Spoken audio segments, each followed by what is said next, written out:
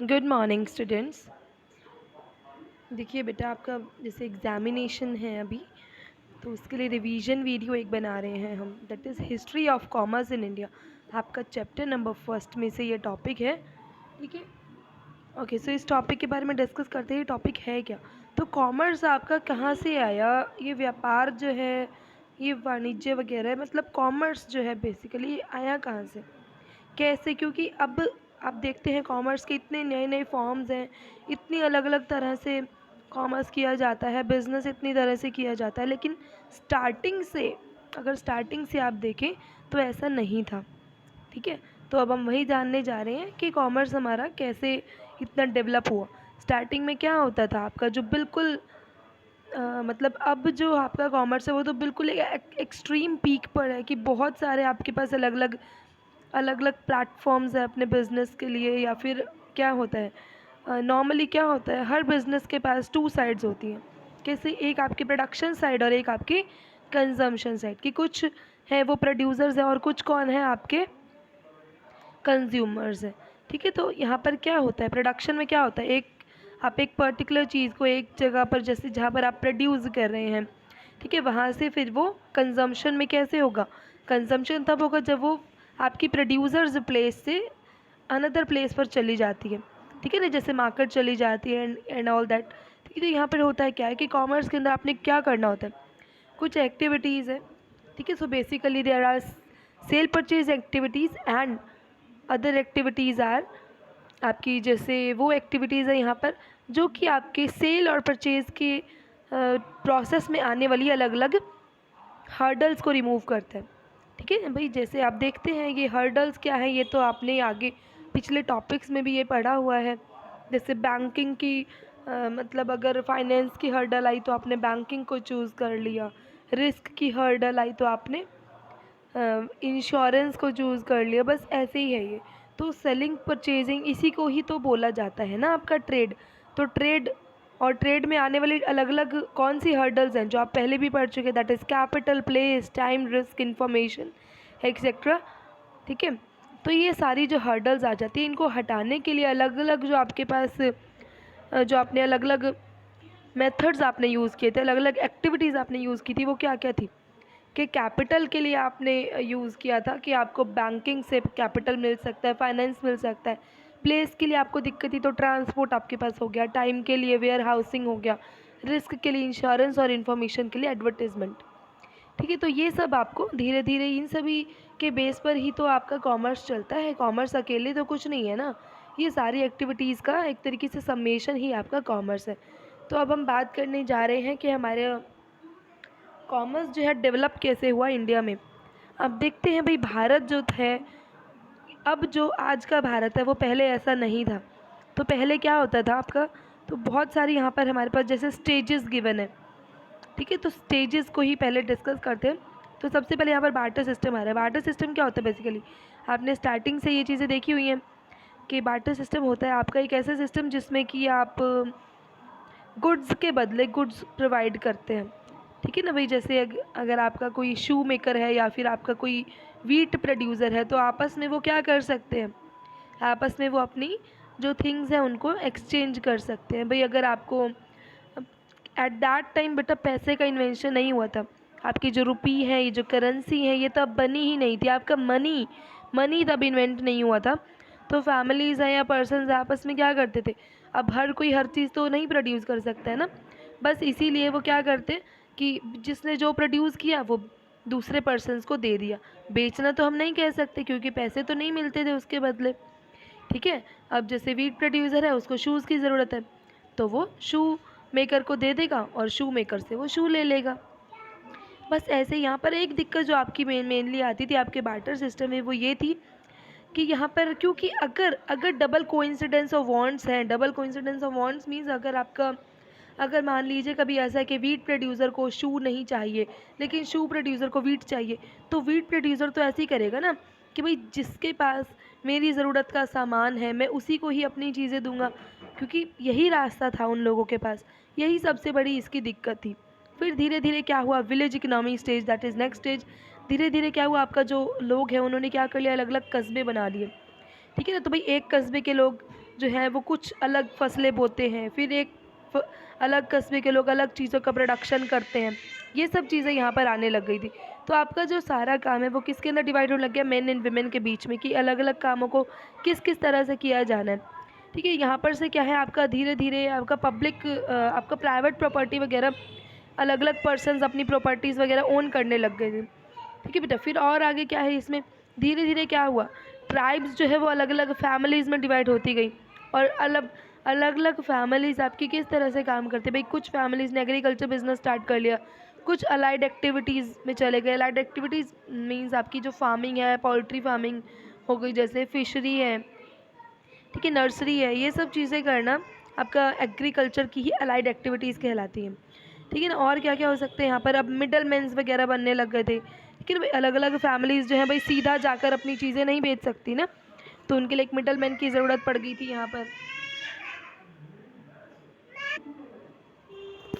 हाँ जी बेटा, फिर उसके बाद क्या हुआ कि आपका नेक्स्ट स्टेज जैसे आ गई, ठीक है ना, that is money invention stage. अब धीरे धीरे क्या हो गया, जब बार्टर सिस्टम से इतनी ज़्यादा प्रॉब्लम्स लोगों को लगी, तो धीरे धीरे उन्होंने सोचा कि एक यूनिवर्सली एक्सेप्टेड एक मीडियम होना चाहिए, जिससे क्या हो, किसी को भी कोई प्रॉब्लम ना हो, तो सेलिंग परचेजिंग आसानी से हो सके। उसके लिए मनी को इन्वेंट किया गया। स्टार्टिंग में जो मनी है फर्स्ट स्टेज पर कैसे यूज़ किया जाता था, आपका मनी आपके फूड ग्रेन्स को ही बोला जाता था, कि कैसे, कि फूड ग्रेन्स ही हैं जिनको मीडियम के तौर पर एक्सचेंज किया जाएगा। ठीक है, उसके बाद धीरे धीरे क्या हुआ, सीधा यही सिक्के नहीं थे आपके, पहले गोल्ड के कॉइन जैसे अशर्फियाँ जिसको बोलते थे, फिर सिल्वर के कॉइन्स, या फिर अलग अलग आपके कॉपर के या अलग अलग मेटल्स के कॉइन्स धीरे धीरे आते जाते थे भाई, अलग अलग धातु के बने हुए होते थे वो। ठीक है ना। उसके बाद क्या हुआ आपका fourth stage, that is town economy stage. अब धीरे धीरे क्या हुआ, आपके बिजनेसमैन वगैरह जो हैं वो डेवलप होने लग गए। उन्होंने अपना बिजनेस जो है थोड़ा सा विलेज से दूर कर लिया, जिसको कहते हैं ना शहर, इस प्लेस को शहर बोला गया, सिटी बोला गया। भाई यहाँ पर क्या होता है कि आपके भाई सारे बिजनेस मैन जो है यहाँ पर आकर अपना चीज़ें बेचते हैं, और सभी हर कोई स्पेशलिस्ट है अपने काम में। अब सारे पर्सन्स क्या कहते हैं, रूरल एरिया से जाकर शहरों में जाते हैं अपना सामान खरीदने। ठीक है, तो यहीं से आपका ट्रांसपोर्ट डेवलप होना स्टार्ट हो गया था, क्योंकि गांव से शहर, शहर से गांव, ये सब ऐसे ही आसानी से तो नहीं हो सकेगा, ट्रांसपोर्ट का डेवलप होना बहुत ज़रूरी था। ठीक है, इसी के बाद से है आपका एक्सपेंशन ट्रेड का स्टार्ट हो गया, और साथ में क्या है, बिज़नेस का बहुत ही ज़्यादा कंपटीशन लेवल एक मिल गया। After that fifth is industrial revolution stage. अब यहाँ पर से क्या हुआ, आपकी अलग अलग टाइप की इंडस्ट्रीज़ वगैरह डेवलप होने लग गई। ठीक है, अब इंडस्ट्रीज़ का क्या मतलब है, आपकी टेक्सटाइल इंडस्ट्री, भाई कपड़े बनाने की इंडस्ट्री है, केमिकल इंडस्ट्री है, शुगर इंडस्ट्रीज़ है, भाई अलग अलग तरह की इंजीनियरिंग एंड ऑल दैट, ये सब चीज़ें हमारी ह्यूमन लाइफ के अंदर आती गई। आपका यहाँ पर और क्या क्या डेवलप हुआ, दैट इज़ रेलवेज़ या फिर रोड ट्रांसपोर्ट वगैरह। ठीक है ना भाई, ताकि अब ट्रांसपोर्ट में क्या था, स्टार्टिंग में तो बैलगाड़ी वगैरह होती थी, अब बैलगाड़ी आपको पता है कितनी धीरे धीरे ही चलती हैं, कैसे काम करती हैं। बस उसी को ओवरकम करने के लिए रेलवेज़ या फिर अलग अलग आपके ट्रांसपोर्ट वगैरह स्टार्ट करने लगे। तो यहाँ से क्या है, आपका डेवलपमेंट जो आपके कॉमर्स की हुई थी वो यहीं के बाद ही स्टार्ट हुई थी। ठीक है ना। उसके बाद क्या है भाई, sixth and last stage is communication and transport development stage. यहाँ से आपका अलग अलग जो नई न्यू सर्विसेज थी कम्युनिकेशन की, इंटरनेशनल ट्रेड की, वो सब डेवलप होती गई भी, टेलीफोन्स वगैरह आ गए, फैक्स आने लग गए, टेलेक्स, इंटरनेट, ये ई कॉमर्स वगैरह, मोबाइल फ़ोन्स, ये सब अब आने लग गए थे। और इनसे क्या हुआ, आपका ट्रांसपोर्ट, रेलवेज़, ये सब में बहुत ज़्यादा कंपटीशन भी लेवल आ गया आपका। इन सब चीज़ों से क्या हुआ, इंफॉर्मेशन टेक्नोलॉजी की वजह से आपका जो बिज़नेस है वो बहुत ही अच्छे से डेवलप हुआ। यहाँ पर यही माना जाता है कि आपका कम्युनिकेशन जो टेक्नोलॉजी है या फिर जो इंफॉर्मेशन टेक्नोलॉजी है, इसने बहुत ही ज़्यादा आपका कॉमर्स को डेवलप करने में हेल्प की। और अलग अलग तरह से आपका एक्सपोर्ट इंपोर्ट वगैरह, ये सब चीज़ें भी बहुत ज़्यादा अच्छे से होने लग गई थी इनके बाद से। ठीक है बेटा, और आगे क्या है आपका कि अलग अलग बैंकिंग सिस्टम है इधर आपके हिस्ट्री ऑफ कॉमर्स के अंदर। ठीक है, that is known as indigenous banking system, कि आपका बैंकिंग वगैरह कैसे किस तरह से स्टार्ट की गई पुराने टाइम में। ठीक है, तो इंडिजिनस बैंकर कौन होता था आपका, नॉर्मली वो पर्सन होता था जो कि आपका रिसीविंग डिपॉजिट्स करता था, या फिर डीलिंग इन हंडीज़, और लेंडिंग मनी का मतलब होता है जब भी उधार वगैरह देना।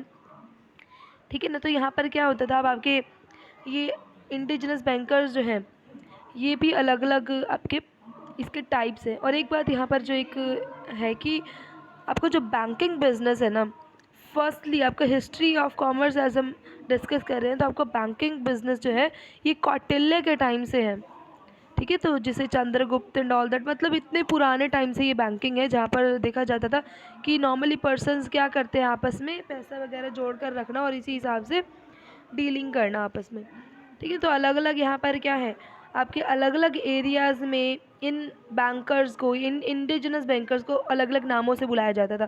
कैसे, जैसे यूपी में इनको साहूकार कहा जाता था, और छत्तीसगढ़ में इनको छत्तीसगढ़ कहा जाता था इनको साउथ में, असम में इनको केयास, और पंजाब में खत्री कहा जाता था, ठीक है। तो अलग अलग जगह पर अलग अलग नाम थे इनके।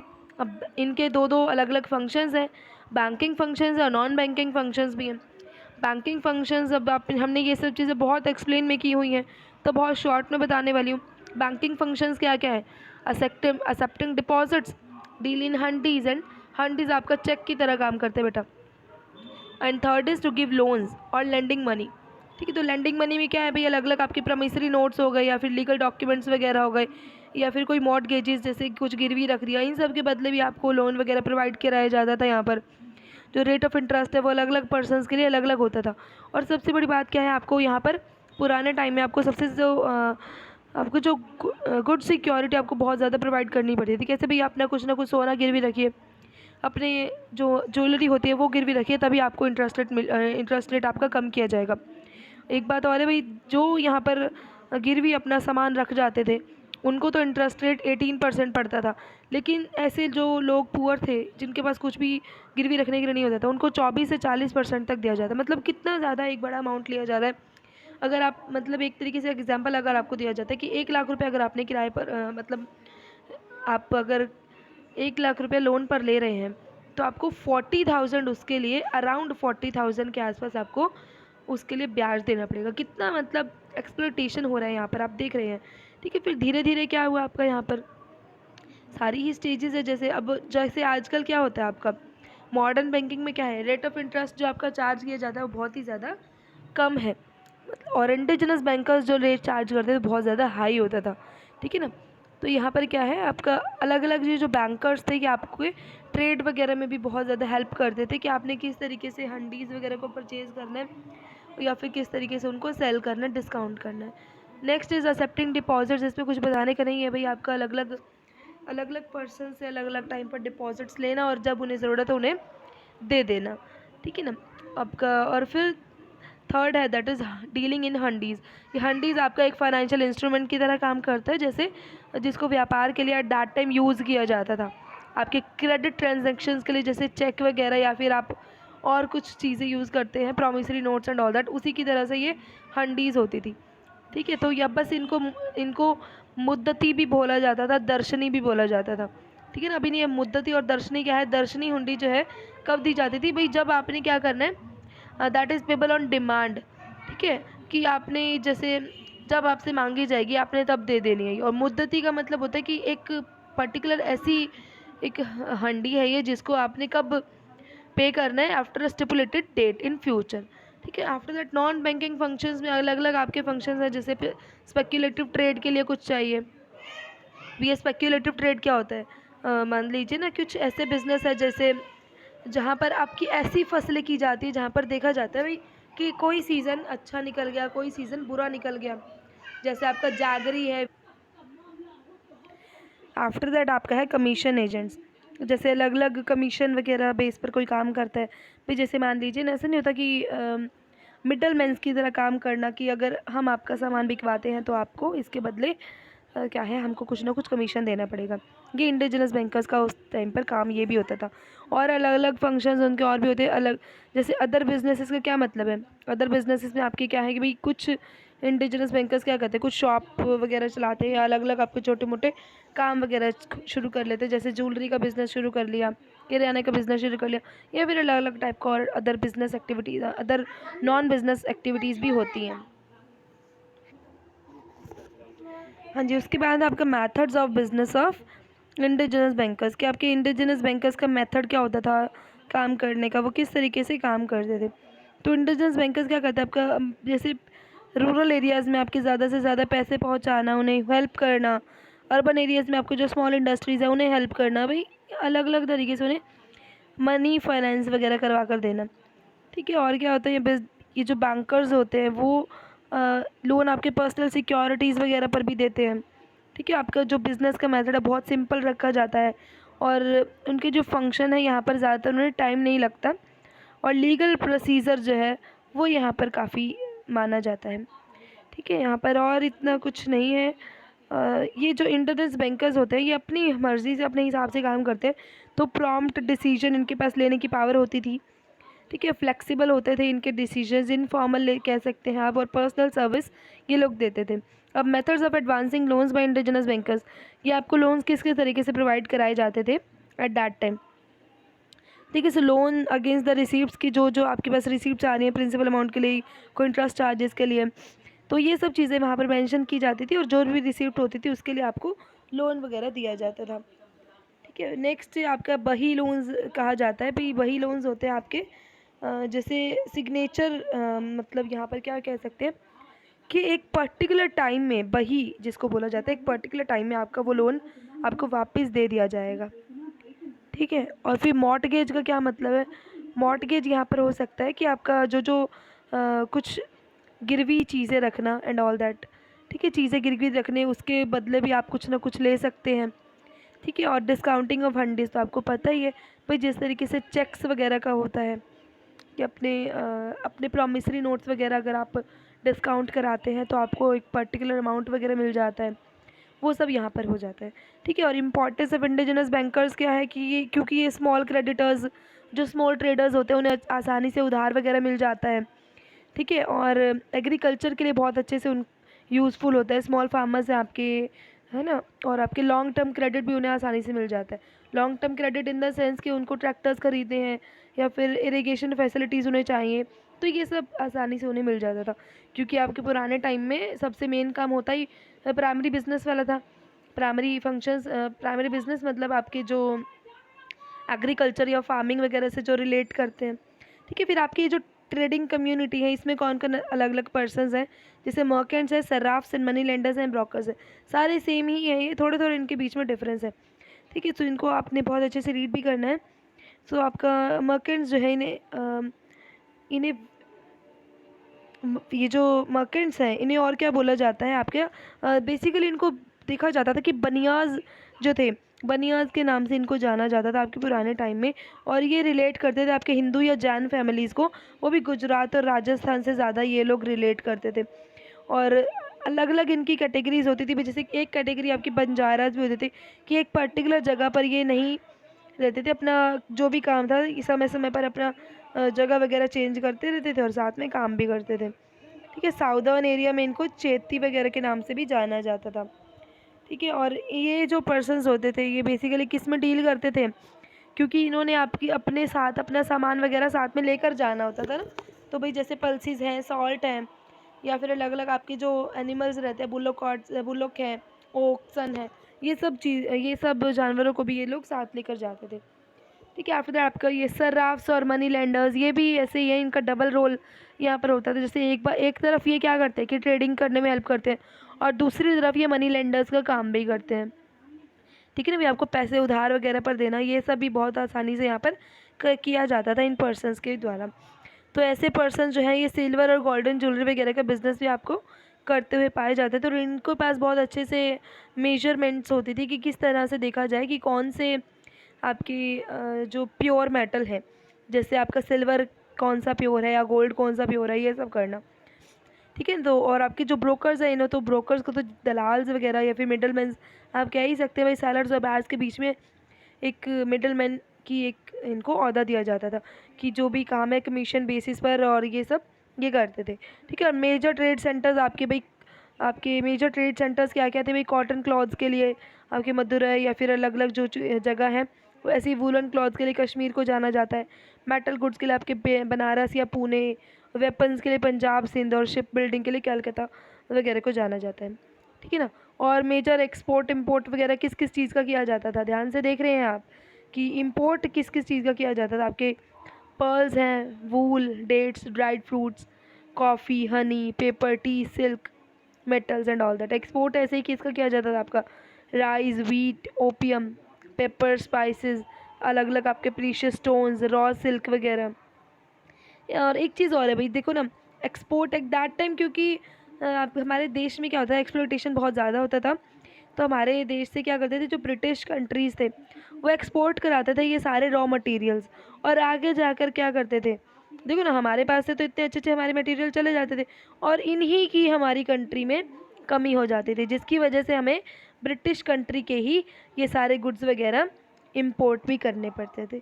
ठीक है, जैसे आप वीट देख रहे हैं, ठीक है, जैसे आप सिल्क देख रहे हैं कि रॉ सिल्क हमारे पास से जाता था, और सिल्क जो है, सिल्क क्लॉथ वगैरह वो वहाँ से हमें लेकर आने पड़ते थे। ठीक है ना, तो ये सब चीज़ें यहाँ पर आ जाती थी। और मोड्स ऑफ ट्रांसपोर्ट आपको पता ही है कि सबसे पहले जो था आपका, सिर्फ और सिर्फ बुलोक कार्ट्स वगैरह होते थे, या शिप्स वगैरह यूज़ किए जाते थे, आपकी बोट्स वगैरह यूज़ की जाती थी आपकी टाइम टाइम पर फॉरेन ट्रेड के लिए। लोकल ट्रेड के लिए आपके कैमल्स, बुलोक, डंकीज, ऑक्स वगैरह, और फॉरेन ट्रेड के लिए शिप्स वगैरह। बस यही है यहाँ पर बेटा, आपके मेन टॉपिक्स यही है, इसको अच्छे से आपने समझना है और अपना एग्ज़ाम बहुत अच्छे से आपने देना है।